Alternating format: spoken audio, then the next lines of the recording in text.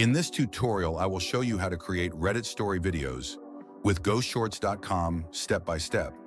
So first, click the Reddit Story Video Generator app. Start off by customizing your template, typing in a profile name, which will display on the template, adding a profile picture, and selecting one of our new viral Reddit story templates here. You can choose between both light and dark mode options. Now, to create a script, you can either import a direct Reddit post URL or by manually typing out your own story. For this video, we will be using a Reddit post from the Am I the Asshole subreddit. Let's select a post from the subreddit and copy the link.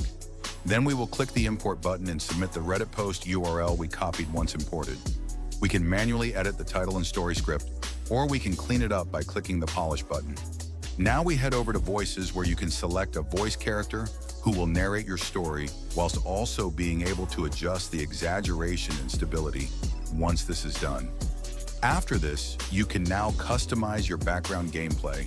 In audio, select either one of our main genres or go through our library to select a specific video of your choice, or upload your own background gameplay, which is something I would recommend to avoid TikTok strikes. After this, you can adjust your caption style through the Captions tab. Now that your captions have been adjusted, you are now ready to generate your Reddit story video to post on social media.